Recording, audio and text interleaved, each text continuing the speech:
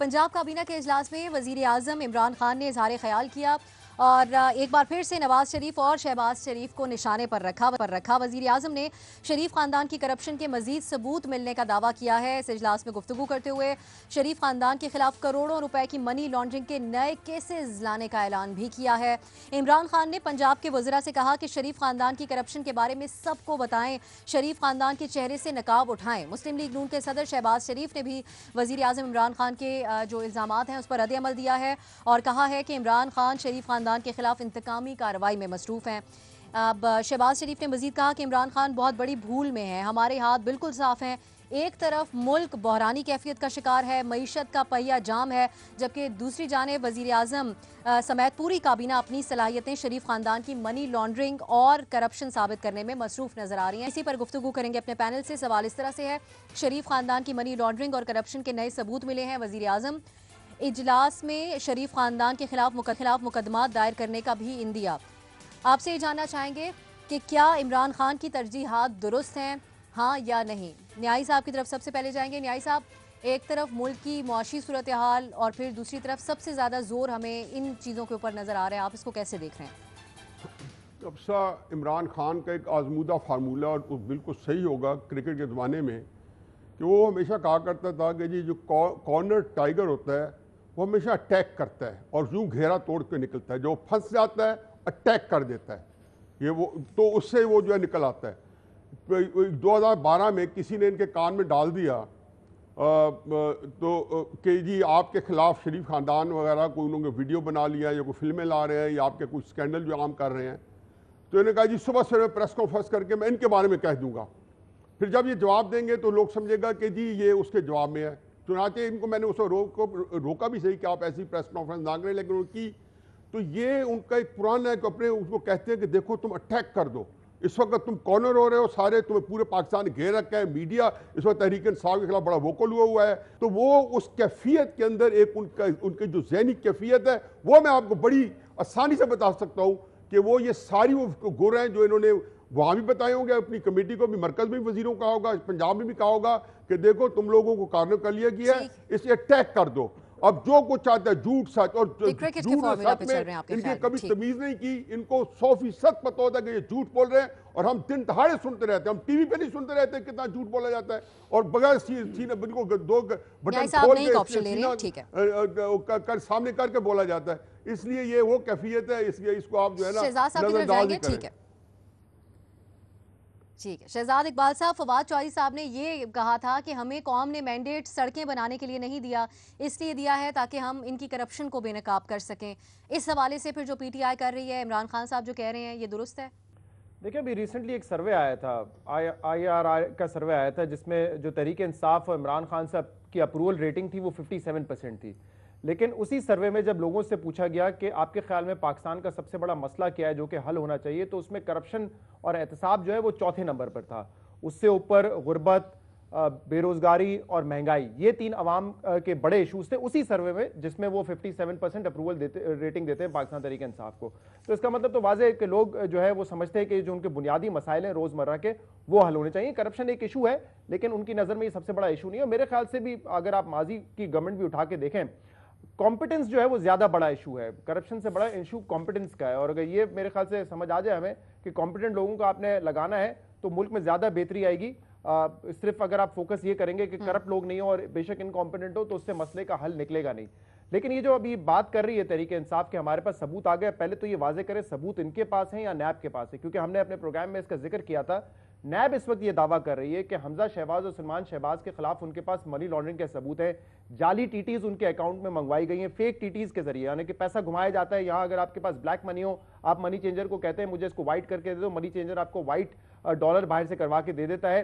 तो वो जिन लोगों के नाम पे हुई है टीटी हमजा शहबाज के अकाउंट में, वो फेक है, वो कभी पाकिस्तान से बाहर नहीं गए, पाकिस्तान से बाहर उनका कारोबार नहीं है। तो सवाल ये पैदा होता है कि वो टीटी फिर उन्होंने उनके अकाउंट में कैसे कर दी। ये केस है, ये नैब का दावा है। अब हुकूमत के पास भी मेरे ख्याल से यही डॉक्यूमेंट्स है जिसके बेस पे वो दावा कर रहे हैं। लेकिन मसला ये है कि देखिए इससे पहले बड़े दावे हो चुके हैं, जो सियासी दावे हैं करप्शन के। करप्शन एक इशू जरूर है और उसका क्रैकडाउन भी जरूरी है, आप एहतसाब भी करें, इसमें तो कोई दो राय नहीं है। लेकिन जो सियासी इल्जाम थे वो क्या थे कि नवाज शरीफ साहब ने 300 अरब रुपए चुरा लिए। आसिफ जरदारी साहब के ऊपर इल्जाम यह है कि 500 अरब रुपए कभी कहते हैं 500 अरब, कभी कहते हैं 700 अरब रुपए उन्होंने मनी लॉन्डर कर दिए। अब कह रहे हैं कि शरीफ फैमिली की जो कुल वर्थ है वो 85 बिलियन है, कभी कहते हैं 1500 अरब रुपए लेके चले गए। तो ये फिगर्स ना तो सुप्रीम कोर्ट में कभी जेरे बहस आए, ना एहतसाब अदालत में आए हैं, ना नैब ने इन बुनियाद पे, नैब क्या केस बनाता है, रमजान शुगर मिल का 20 करोड़ रुपए का केस है पुल बनाने का। जी, ये जरूरी पॉइंट आपने उठाया है कि क्या सबूत हैं कि नैब के पास मौजूद है या इनके पास बराह रास्त। जिस बंदे को पकड़ा है वो इनका शुगर का डीलर है, जैसे 50 करोड़ रुपए इनको ट्रांसफर किया शुगर का, और वो बहुत बड़ा शुगर का व्यापारी है, और ये कोई 300-400 करोड़ की शुगर एक मिल इनकी जो है ना बेचती है। तो ये शुगर किसी बंदे के व्यापारी को पकड़ लेंगे तो कह सकेंगे कि आपने क्यों ये ट्रांसफर कराया है। मुश्ताक जिसका जिक्र कर रहे हैं वो शुगर डीलर है। सलीम साफी साहब, ठीक है, सही। साफी साहब, अवाम इस वक्त इंटरेस्टेड है कि शरीफ खानदान की करप्शन से मुतालिक अगर कोई कार्रवाई करनी भी है तो उसको किया जाए। तो साफी साहब, या फिर महंगाई से मुतालिक कोई जवाब दिया जाए, इस वक्त ये तरीकाकार ठीक है और कि मीडिया के सामने भी बेनकाब किया जाए जो अहकाम दे रहे हैं इमरान खान साहब? नहीं, अब मेरे साथ 2 मिनट में एक ही गुंजाइश है कि आपके इस दूसरे ज़िमनी सवाल का जवाब दूं या असल सवाल का जवाब दूं। तो असल तो मेरे ख्याल में ये कोई सवाल ही नहीं बनता, क्योंकि अच्छा जो उनकी तरजीहात का मामला है तो हम जैसे नक़ाद तो क्या, वो तो अगर आज आप नईमुल हक से और जुल्फ़ी बुखारी से उनसे भी खलवत में पूछे कि इमरान खान की तरजीहात ठीक है या गलत है तो वो भी आपको बता देंगे कि गलत है। वो एंकर, वो तजिया निगार जो पिछले 4-5 सालों में इमरान खान साहब को मसीहा साबित करने में लगे हुए थे, आज वो भी खलवतों में तो क्या, बाज़ जलवतों में भी कहने लगे हैं कि उनकी तरजीहात गलत हैं। तो ये तो मेरे ख़्याल में कोई सवाल ही इस वक्त नहीं बनता। हर कोई जानता है कि उनकी, और मुल्क का जो हशर हो रहा है, जो महंगाई बढ़ रही है, जो बेरोज़गारी बढ़ रही है, उसके बाद तो हर कोई देख रहा है कि भाई यहाँ तरजीहात उसकी गलत है। मैं वो जो पहले सवाल के जवाब में बात हुई थी तौक़ीर और बेतौक़ीरी की, तो देखें अदलिया हो, फ़र्द हो या कोई दूसरा इदारा, वो किसी दूसरे की तनकीद से बेतौक़ीर नहीं होता। वो अपने करतूतों से ही अपनी तौक़ीर बढ़ाता है और अपने करतूतों से ही बेतौक़ीर होता है। मेरे ख़्याल में अगर ये पूरा पाकिस्तान जुडिशरी पे तनकीद करे तो उससे वो बेतौक़ीर नहीं होता। अदलिया इससे बेतौक़ीर होता है कि उसका चीफ जस्टिस जाके शेख रशीद के लिए कैंपेन चलाए। अदलिया इससे बेतौक़ीर हुआ कि मुल्क में लाखों केसेस पेंडिंग पड़े हुए हैं और उसका चीफ जस्टिस जाके कभी फंड्स के लिए डैम बनाए और कभी सियासी बयानात दे और क्या करे क्या ना करे। अदलिया इससे बेतौक़ीर होता है कि उसके चीफ जस्टिस को रिटायर हुए अभी 10 दिन नहीं गुजरे हैं और वो फिरदौस आशिक़ा अवान जैसी खातून और फैसल जावेद जैसे बंदे के साथ पूरी दुनिया में फिर रहे हैं और उधर इंटरव्यू दे रहे हैं और वो सब कुछ कर रहे हैं। तो मेरे ख़्याल में हर इंसान, वो जो कहते हैं ना, इंसान की इज़्ज़त उसके अपने हाथ में होती है। वो जज हो, वो एंकर हो, वो अपने कंडक्ट और अपने कैरेक्टर से ही उसकी तौक़ीर बनती और बिगड़ती है, या बेतौक़ीर होता है या उसकी तौक़ीर बढ़ती है। इरशाद भट्टी साहब, हुकूमत में आने के बाद भी आपके ख्याल में स्ट्रैटेजी दुरुस्त है इमरान खान साहब की? देखिए, पहली बात तो ये है कि वो अभी सलीम भाई ने वो एक कहा है कि अदलिया की तौक़ीर और बेतौक़ीरी। देखिए, जब कीमे के नान खिलाकर सुप्रीम कोर्ट पर हमला करेंगे तो अदलिया बेतौक़ीर होगी। जब आप कहेंगे पीसीओ बुतों को साफ़ कर दो सुप्रीम कोर्ट से, अदलिया बेतौक़ीर होगी। जब आप कहेंगे 5 बंदों ने वोट की पर्ची का तबाही फेर दी, अदलिया बेतौक़ीर होगी। जब आप कहेंगे साकिब निसार की बदतरीन डिक्टेटरशिप है मुल्क में, अदलिया बेतौक़ीर होगी। जब आप कहेंगे अदलिया का हर फैसला रद्दी की टोकरी में, अदलिया बेतौक़ीर होगी। और ये कौन कह रहा है 3 मरतबा का वज़ीर आज़म, उसको भी अपनी इज़्ज़त और तौक़ीर का ख्याल और बेतौक़ीरी का रखना चाहिए। जहाँ तक सवाल का तल्लक है जी, वो कहानी तो अल अज़ीज़िया में आ चुकी, रेफरेंस में लिखी जा चुकी है कि किस तरह 9 बैंकों ने मनी लॉन्ड, स्टेट बैंक को बताया, स्टेट बैंक ने नैब को, नैब ने इंक्वायरी की, किस तरह शरीफ मेडिकल के डॉक्टरों के पास पैसे आए, हुसैन नवाज ने हिल मेटल से भिजवाए, रमज़ान शुगर के मैनेजर ने लिए, जाती उमरा के ज़री फार्म मैनेजर के पास आए, फिर आगे पुन्नू खान जो जाती उमरा का ड्राइवर था उसके अकाउंट में आए, फिर उसके बाद लियाकत और करामत जो वेटर थे जाती उमरा के, उन्होंने कैसे निकलवाए। अब ज़रा शहबाज शरीफ साहब फैमिली की भी सुन लीजिए। कराची के फलूदे वाले के बाद लाहौर का पापड़ फरोश फिल्म रिलीज़ हो चुकी है अल्हम्दुलिल्लाह। हाँ, यानी हमजा और सलमान मनी लॉन्ड्रिंग जो नैब को मवाद मिला है, जो एहतसाब अदालत में पेश उन्होंने किया है, हम उसमें ये है कि मुश्ताक इस बार ठोस शवाहिद हैं, कह रहे हैं कि वो उनका कोई ताल्लुक नहीं।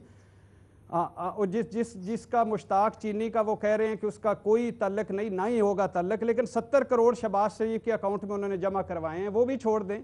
6 ट्रांजैक्शंस हुई हैं 8 अरब रुपए की मनी लॉन्ड्रिंग्स की मुख्तलिफ नामों से। ये भी कहा जा रहा है कि शहबाज शरीफ के वज़ीर आला बनने के बाद हमजा की ज़ाती दौलत में 2000% इजाफा हुआ, जबकि सलमान शहबाज के ज़ाती असासों में 8500 गुना इजाफा हुआ। एक तरफ पीपी की कैश गर्ल थी, दूसरी तरफ मुस्लिम लीग नून के कैश बॉयज हैं। एहतसाब अदालत में पेश की दस्तावेज के मुताबिक एक शख्स मंजूर अहमद ने हमजा को बरतानिया से $10 लाख भिजवाए।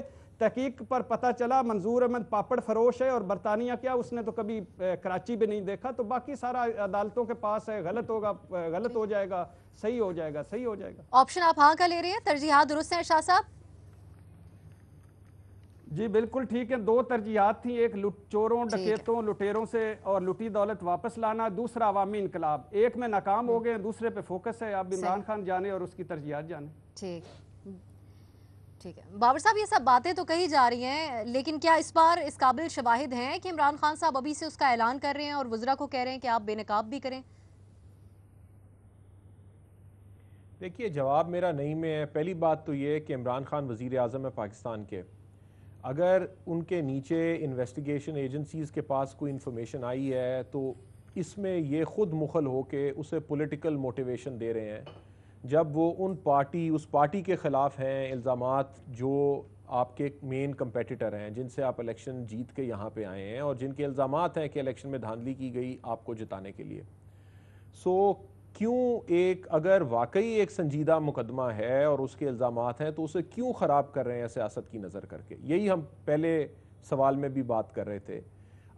फिर आप मीडिया ट्रायल इनकरेज कर रहे हैं। अब यहाँ पे बैठे हुए अगर मैं भट्टी साहब की तमाम बातों के साथ अग्री कर लूँ तो फिर सवाल ये उठता है कि यानी इल्ज़ामात में और हकीकत में जो फ़र्क होता है वो ख़त्म हो चुका हुआ है पाकिस्तान में। इल्ज़ामात के बेसिस के ऊपर हम लोगों को कन्विक्ट करते हैं। अभी इससे पहले उनके लीडरान को, PMLN के लीडरान को भी कन्विक्ट कर दिया, लेकिन अदालतों में जब मुकदमे जाते हैं तो ये सारी डिटेल्स इस्टेब्लिश नहीं हो पाती। वहाँ पे पता चलता है जी एसेट बियॉन्ड मीन्स का मुकदमा बना है, क्योंकि आप जो पूरी लिंकेज है वो नहीं इस्टेब्लिश कर सकते अदालत में। और यही हम पहले सवाल के जवाब में भी बात कर रहे थे कि ये मीडिया ट्रायल का ज़माना है। आप एक कहानी बनाते हैं, उसके अंदर आप हवा भरते हैं, वो जब टेस्ट की जाती है हकीकत के साथ तो वो होल्ड नहीं करती। उसके बाद फिर लोग अदलिया को ब्लेम करना शुरू करते हैं कि देखें जी ये तो अदलिया भी मिली हुई होगी, ये भी शरीफ फैमिली को ही रिलीफ देते हैं। किसी को भी आप पॉलिटिकल बेसिस के ऊपर मुकदमे बनाएंगे तो उसे मिल जाएगी अल्टीमेटली रिलीफ, क्योंकि अदालत में एविडेंस चाहिए होती है। आप एक दफ़ा तो किसी को कन्विक्ट कर देंगे, लेकिन 2-3 अदालतें अपील में जाएगा मसला, तो फिर आप कहाँ से उसे लेके चलेंगे? और ये जाहिद हुसैन ने कल बड़ा अच्छा मजमून लिखा था डॉन अखबार में कि पॉपुलिज्म के बेसिस के ऊपर आप इलेक्शन तो जीत सकते हैं लेकिन आप मुल्क नहीं चला सकते, लिमिट्स है पॉपुलिज्म की।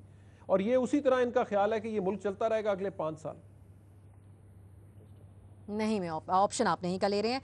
सलीम साफ़ी साहब, एडिशनली आपसे ये हम जानना चाहेंगे, इत्तलात है कि अरशद खान साहब को MD-PTV के ओहदे से हटा दिया गया है, तो आपके ख्याल में इत्तलात के मुताबिक क्या मामला बना है? मामला ये बना है कि फवाद चौधरी और यूसुफ बेग मिर्ज़ा एक ग्रुप में थे और अरशद खान ने मुल्हक और ये लोग दूसरे ग्रुप में थे, तो वो ग्रुप जीत गया और ये ग्रुप हार गया। लेकिन मसला इसके बाद भी हल नहीं होगा, क्योंकि इसके बाद भी वहाँ पे मीडिया को चलाने वाले दर्जनों लोग बैठे हुए हैं। उन सब की जो है स्पेशलिटी भी ये है, उन सब की दिलचस्पी उसमें भी है। और इमरान खान साहब एक मामले के लिए एक को आंक मारते हैं, दूसरे के लिए दूसरे को मारते हैं और तीसरे के लिए तीसरे को मारते हैं।